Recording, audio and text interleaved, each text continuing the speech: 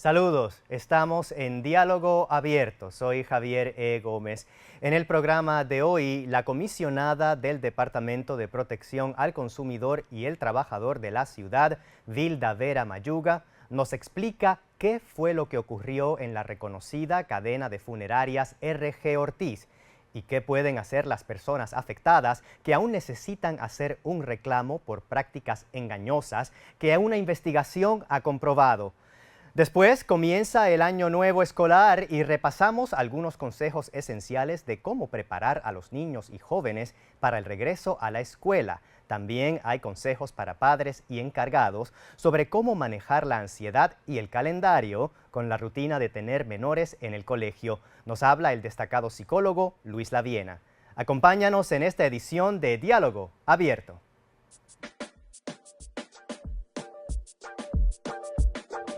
Soy negro, blanco, taíno, mulato, caribeño, bueno, latinoamericano, dominicano.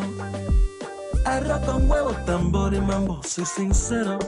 Del pueblo no te miento, un chamaquito con un sueño que traigo herencia, sangre nueva, cosa. Tras varias querellas reportadas por familias y una investigación hecha por el Departamento de Protección al Consumidor y el Trabajador de la ciudad, la reconocida cadena de funerarias R.G. Ortiz será penalizada por ley civil y deberá pagar a las familias que han logrado comprobar ser víctimas de prácticas engañosas en este icónico negocio del Bronx y Manhattan. Pero, ¿qué fue lo que ocurrió? ¿Cuáles son esas prácticas engañosas? ¿Y cómo podrían las personas afectadas aún hacer un reclamo? Nos explica por Zoom la comisionada Vilda Vera Mayuga. Saludos, comisionada. Saludos, Javier. Vilda, muchas bocas abiertas de asombro y muchos corazones rotos acá en el condado del Bronx sobre esta situación con la cadena de funerarias R.G. Ortiz. Por favor, cuéntenos, ¿qué pasó? Bueno, Javier, llevábamos ya varios años que recibíamos muchas querellas de individuos que habían utilizado los servicios de R.G. Ortiz, distintas localidades en el Bronx y en otras partes de la ciudad de Nueva York, alegando pues que no se encontraban los restos de las personas, de ese ser querido al que queríamos, ¿verdad? Pues darle el procedimiento, el proceso que quisiéramos, sea cremando el cuerpo o enterrándolo, y también pues que nos cobraban más de lo que se supone que habíamos estado de acuerdo, o sencillamente pues de manera muy triste y verdaderamente horrorosa la condición en que el cuerpo se encontraba porque no lo mantuvieron de la manera adecuada. Así es que esos son de algunas de las cosas que encontramos cuando empezamos a investigar las querellas que recibimos, que eran decenas. Comisionada, pero usted me está hablando de uno de los negocios más icónicos del condado del Bronx. Decir R.G. Ortiz en el Bronx, por ejemplo, es emblemático de la comunidad latina. Es como decir Pastelería Valencia. Son negocios que por generaciones han tenido contacto con familias de todas las edades y tienen el voto de confianza pleno de la comunidad. Javier, nosotros queremos, ¿verdad?, que todo negocio, particularmente en nuestra comunidad latina, por supuesto que tengan éxito. Y queremos que sí, sea el lugar donde nosotros vamos, porque nos vamos a sentir más cómodos, pensamos que entienden mejor nuestra cultura, nos sentimos cómodos porque vamos a poder hablar nuestro idioma.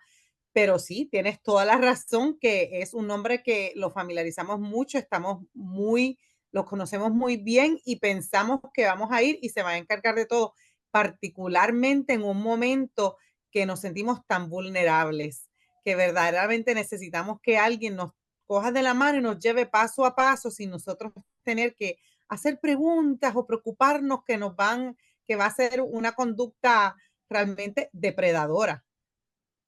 Comisionada, ¿cuántas querellas se recibieron y cómo fue esta investigación? Por ejemplo, ¿cuánto duró? ¿Cómo la hicieron? ¿Cuánta gente participó? Mira, inicialmente recibimos más de 2 docenas de querellas y entonces lo que nosotros hacemos es que pues nos comunicamos con esas personas porque una vez comenzamos a ver un patrón de conducta, de querella sobre un negocio en particular, pues claro, queremos asegurarnos que es una práctica que ocurre en el curso normal de ese negocio. Entonces, una vez entrevistamos a estas personas y nos comunicamos con ellos y recibimos documentos, pues también hicimos una investigación encubierta, ¿verdad? Enviamos uno de nuestros investigadores a actuar como un cliente potencial de la funeraria para pedir los servicios como si él necesitara los servicios y de esa manera pues hacer las preguntas que se supone que nosotros pues podamos hacer como clientes y ver qué respuestas nos daban, qué información nos estaban proveyendo para entonces poder determinar cuáles eran las violaciones que estábamos viendo, eran bien obvias que estaban sucediendo. Una vez ustedes lograron comprobar estas violaciones, ¿qué pasó después? ¿Hubo una demanda judicial? ¿Hubo un acuerdo? O sea, ¿dónde está la situación ahora? Sí, lo que decidimos hacer fue proceder con radicar una demanda en abril de este año. Las demandas nosotros las hacemos en la Corte Administrativa de la Ciudad de Nueva York y recibimos ya este mismo año, solo apenas ni 6 meses después, ¿verdad? Pudimos resolver el caso en un acuerdo, llegando a un acuerdo con RG Ortiz, donde estamos recuperando más de $600,000 para las personas que fueron víctimas de la conducta engañosa de RG Ortiz. Tengo acá en mis notas como algunas de las situaciones y de los alegatos en las querellas. Por ejemplo, ya usted lo mencionó, restos que están entregados en mal estado, también restos perdidos, restos en ataúdes equivocados, difuntos vestidos con la ropa al revés, familiares que han sido pues literalmente puestos en la posición de ellos mismos maquillar a su difunto, demoras drásticas en la entrega de restos cremados. O sea, esto es increíble. No, no, es de verdad de esas cosas que, tú sabes, hay muchos engaños que sabemos ocurren y tú y yo hemos hablado de ellos en otras ocasiones en tu programa. Y la verdad que pues nos toca bien a fondo porque volvemos en un momento donde se supone que nosotros lo que queremos es darle, ¿verdad? Hacer una ceremonia linda a la manera que querramos para poder recordar a ese ser querido y poder pues seguir nuestra vida adelante, que no es fácil. No es fácil cuando uno pierde ese ser querido y lo menos que esperamos es que un lugar donde estamos poniendo nuestra confianza nos engañe. Como resultado de la investigación y la demanda y el acuerdo, además de restitución a los clientes, también conlleva multas civiles. ¿Me podría explicar qué es esto? Creo que las violaciones son a la ley civil, pero ¿qué dice la ley civil cuando de funerarias se trata? La ley civil dice que las funerarias tienen que cumplir con ciertos requisitos, como por ejemplo los precios que le dan a usted y cómo los muestran, ciertos rótulos para saber quién es el director de la funeraria, que tiene que estar licenciado, certificado por el Estado, por el Departamento de Salud del Estado, tienen que, ¿verdad?, proveernos ese contrato, los acuerdos, donde también una de las violaciones que encontramos fue cuando le estaban cobrando más a las personas de lo acordado. O también las violaciones se relacionan con esconder precios, ¿verdad? A veces, claro, todos hay distintos tipos de ataúd, ¿verdad? Los féretros, unos más caros que otros, dependiendo el material. Y una de las prácticas de R.G. Ortiz era esconder o poner en una esquina como si no estuviera a la venta los más económicos, que particularmente sabemos que algunas de nuestras comunidades, pues sencillamente lo que podemos pagar no va a ser mucho. Y R.G. Ortiz encontramos que en muchas ocasiones pues entonces escondía esa información para que el cliente tuviera que pagar más dinero. Pero sí, en su totalidad estamos, R. Ortiz va a tener que pagar $100,000 en multas. El tema de la muerte, los preparativos para la muerte sigue siendo tema tabú, particularmente en la comunidad latina. ¿Por qué es importante prepararse y no esperar a último momento? En mi caso sucedió con la muerte de mi padre.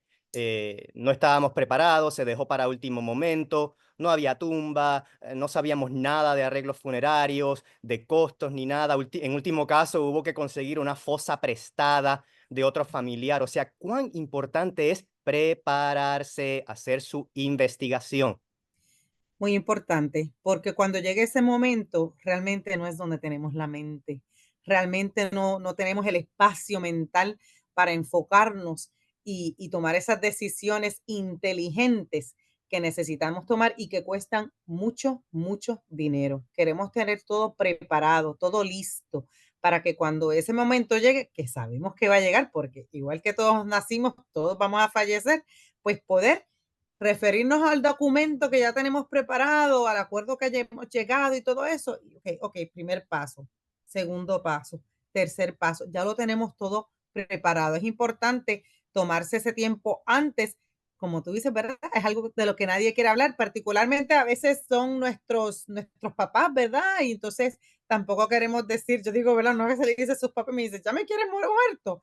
No es eso, es que nos tenemos que preparar porque pues el momento llega, pero a veces es difícil porque en el caso de R.G. Ortiz, una de las historias que encontramos de una de las víctimas, personas que cayó víctima de R.G. Ortiz, fue de un niño, ¿verdad? Un menor. Y entonces en ese caso, la verdad, tampoco nunca planificamos que ese ser querido a esa edad va a fallecer antes que nosotros.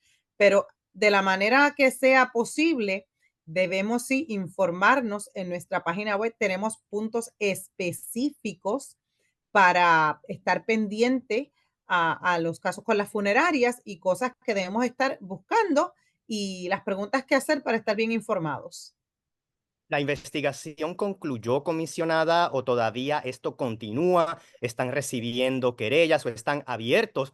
¿Por cuántos años supuestamente se reportó esta situación de posibles engaños? Bueno, llevábamos más de ya como 5 años que estábamos recibiendo las querellas. Lleve ese tiempo, pero la investigación terminó. El caso lo cerramos, pero permanece abierto en el sentido de que tenemos $500,000 todavía en el fondo para restitución.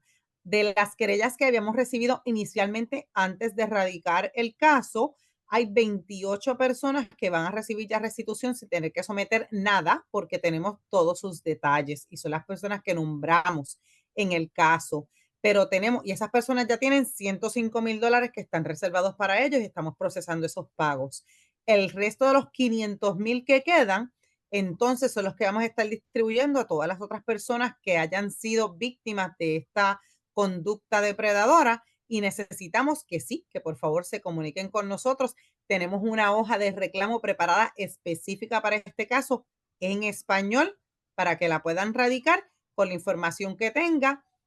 ¿Qué pedimos? ¿Cuál de las funerarias? Ellos tienen varias localidades en el Bronx, pero en otras partes de Manhattan también. Tienen una en Brooklyn, donde, ¿verdad? Queremos saber esa información, cuál fue la conducta y cualquier documento que tengan. Si no lo tienen, no hay problema. Vamos a hacer otro tipo de pregunta y pues tenemos que ver entonces qué es lo que podemos documentar para poder hacer esa devolución de fondos a las personas, a las familias afectadas. Gracias a la comisionada Vilda Vera Mayuga por esta información. Como parte del acuerdo entre la funeraria y el tribunal, la funeraria ha acordado de ahora en adelante aplicar los procesos de la ley, informando al público la ubicación de los restos de sus seres queridos, también proveyendo los servicios acordados y también divulgando los precios y productos. El formulario de reclamos está disponible en inglés y en español en el portal internet de la agencia. Pueden buscarlo y allí lo encuentran.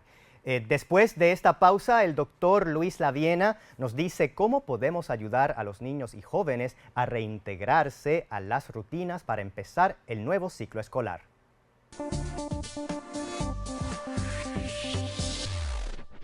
El regreso a clases significa volver a retomar de nuevo las rutinas que muchos padres y niños pusieron en pausa durante las vacaciones de verano. Este cambio a veces puede resultar difícil y por eso ahora conectamos con el doctor Luis Laviena, destacado psicólogo y amigo, quien nos comparte algunos consejos importantes para poder aliviar la transición del regreso a la escuela para niños y jóvenes, pero también para los adultos que están a cargo. Saludos, doctor. Buenas, ¿cómo estás? Luis, todo muy bien acá. Regreso a la escuela 2024-25 y ya de entrada, al momento de grabación de este segmento, ya ha habido un tiroteo en una escuela, un tiroteo fatal en el estado de Georgia. ¿Cómo impacta todo esto, Luis, el regreso a clases y la preparación para el regreso a clases? Claro. Mira, el comienzo de las clases siempre provoca ansiedad. Ansiedad en los padres, ansiedad en los estudiantes, ansiedad en la casa. Cuando hay un evento como este, las ansiedades se suman. Hay ciertas cosas, la incertidumbre, el miedo. Y parte de lo que uno tiene que hacer es, para trabajar con esa transición de salir de la casa a ir a la escuela y que puedan ir a la escuela y estar en paz los niños, y uno como padre estar en paz, porque esa es otra cosa que también hay que tomar en cuenta, uno estar en paz. Hay cosas que hay que incorporar para ese protocolo que uno sigue para normalizar las cosas. Yo siempre le digo a la gente que es bien importante normalizar las cosas. ¿Y cómo tú normalizas las cosas? Organízate. Siempre piensa en organizar. ¿Cómo vas? Por ejemplo, una de las cosas que sucede durante las vacaciones, los niños se acuestan tarde, ven televisión hasta no sé qué hora, se quedan en casa de los amigos, etcétera, etcétera. Pues desde semanas antes comienza a ser normal el que se queden en casa, el que se acuesten media hora más temprano. Si, digamos, usualmente se acuestan a las 8 de la noche y durante el verano se acuestan a las 11 de la noche, pues una semana empiezan a acostarse a las 10, otra semana empiezan a las 9, hasta que llegas a la hora normal. Luis, y ese impacto de los padres estar envueltos o enganchados, como dirían, directamente con la escuela y los maestros, tiene un efecto dominó positivo en la educación general del menor.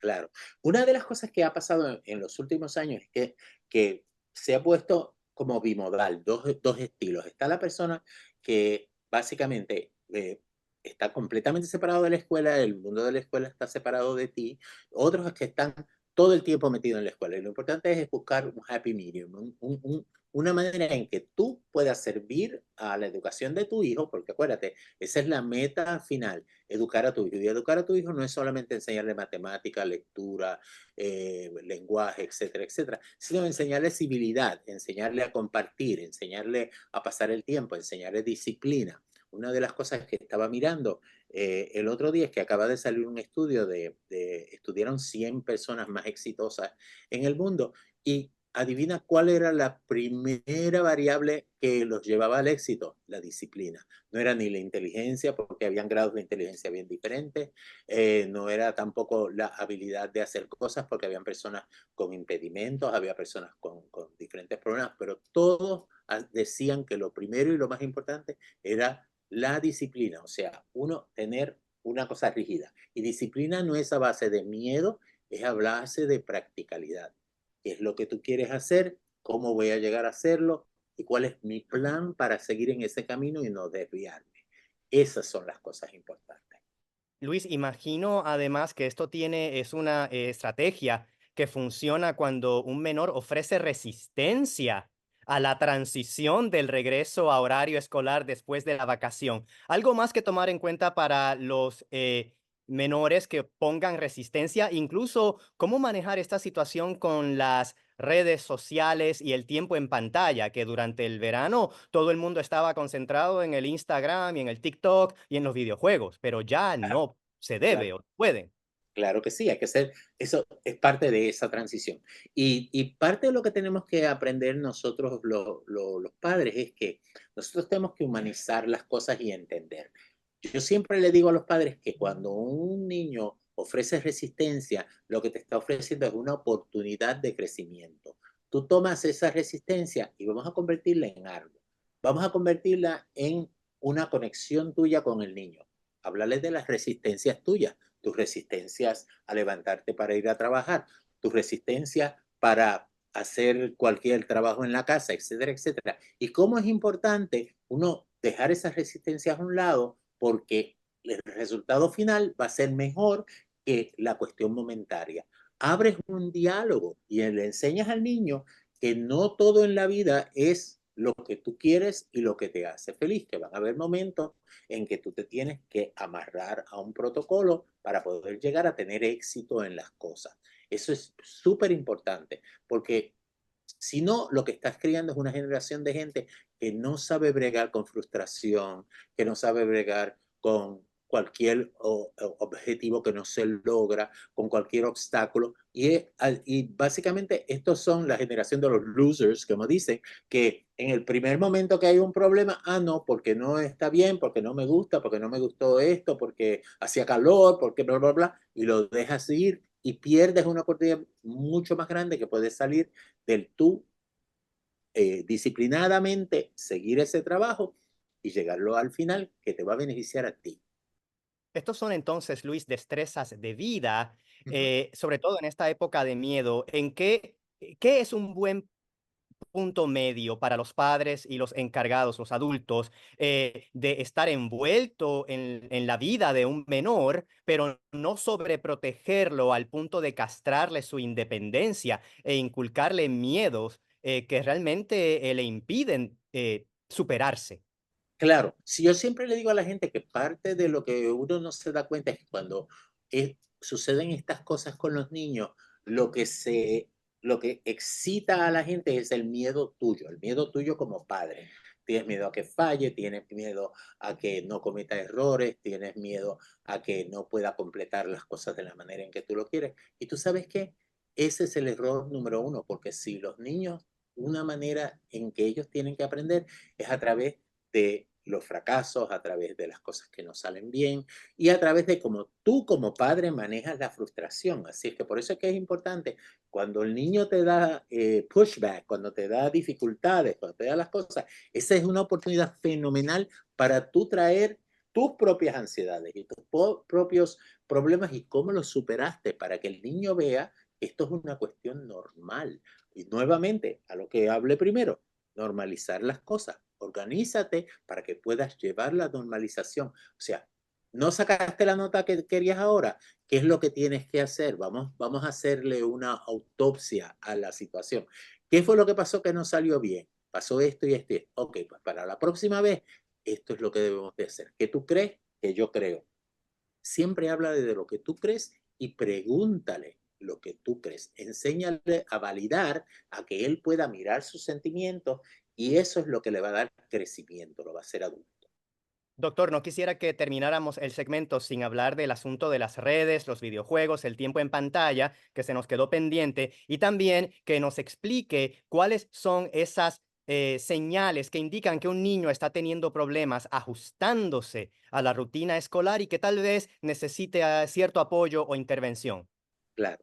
Mira, de las cosas positivas de las redes es que tienes acceso a tantas cosas, te da tanta información, te da tanto tiempo para hacer cosas, desarrollas habilidades bregando con eso. Una de las cosas negativas de las redes es que las redes es un modo artificial de la vida. En la vida las cosas no son como son en las redes. En la vida tú no aprietas un botón y se prepara la comida sola. En la vida tú no aprietas un botón y llegas a las cosas. Es un proceso. Así que parte de lo que uno tiene que hacer es aprender cuando los niños están poniendo resistencia, es usualmente porque están acostumbrados a ese feedback inmediato, a esa retroalimentación inmediata de que tú tocas el botón y todo está aquí y si se tarda mucho no tengo paciencia para eso, le estás quitando la paciencia, le estás quitando la atención y la habilidad de enfocarse por un tiempo al niño. Así es que es importante uno sacarlo y medirlo, darle tiempo, pero no tiempo solo, darle tiempo con actividades. Ponlo a hacer cosas manuales. Yo me quedo bobo. Actividades que tengan un propósito educativo y en el Claro, caso de las redes, me imagino controlar el tiempo que pasa allí y supervisión. claro. Y si no se te ocurre nada, ¿sabes qué? La mejor tarea es que te ayude a ti en las tareas. ¿Sabes qué? Yo tengo un ahijado que es adulto ya, él es un chef Y parte de la razón por la que se volvió un chef es porque siempre tenía dificultades con las matemáticas. Y una de las maneras en que empezamos a trabajar para enseñarle las fracciones y todo eso, lo poníamos en la cocina y empezábamos, necesito 7/8 de esto, necesito esto. Y así él fue aprendiendo y por casualidad se le desarrolló el amor por la comida y por todas esas cosas. Y mira, terminó de un ejercicio que estábamos haciendo de ver, me acuerdo, mi comadre y yo siempre hablábamos, oye, ¿qué podemos hacer hoy? Pues vamos a ponerlo a hacer esto, vamos a ponerlo a cortar tal cosa, vamos a ponerlo a mirar esto, a medir el tiempo. Todas esas habilidades son habilidades que se miran y se usan en el cada día. Y cuando tú le enseñas la conexión que hay con el diario vivir, le crea interés porque están viendo que esto va a pasar. Al final voy a tener un bizcocho, al final voy a tener comida, al final voy a tener mi cuarto terminado con una mesa especial. O sea, que ates al niño al proceso creativo y así él desarrolla esa habilidad de transicionar de la máquina inmediata a hacer cosas. Luis, en los últimos 10, 15 segunditos que nos quedan, por favor, señales de alerta cuando un niño tal vez necesita ayuda o intervenir. Ok, cuando no puede ver lo positivo fuera de, digamos, las máquinas, fuera de la computadora, cuando no cuando pierde la habilidad de enfocarse, cuando lo único que se puede enfocar, cuando tú tienes un niño que lo único que se enfoca es en el computador, ahí hay un problema. Cuando tú tienes un niño que no tiene la habilidad de transicionar, que siempre es un problema salir de estar jugando con las computadoras para prepararse para ir a la... No que resoñe un poco, pero que sea un problema real. También cuando un niño deja de tener amistades físicas, cuando no hace amistades, cuando se aísla, cualquier cambio grande en la personalidad de un niño es una señal de que algo está sucediendo. Así es que, ojo, si no sabes manejarlo tú, habla con los profesionales, que siempre hay profesionales, tus maestros, los psicólogos, etcétera, etcétera. Esos son tus aliados. No te olvides de eso. Gracias al doctor Luis Laviena por estos consejos y por su tiempo. Y con esta entrevista concluimos el programa de hoy, pero regresamos en la próxima edición con otra entrega de Diálogo Abierto. Recuerda que puedes volver a ver este y otros programas pasados visitando el portal de bronxnet.tv, al igual que el canal de BronxNet TV en YouTube. Hasta entonces.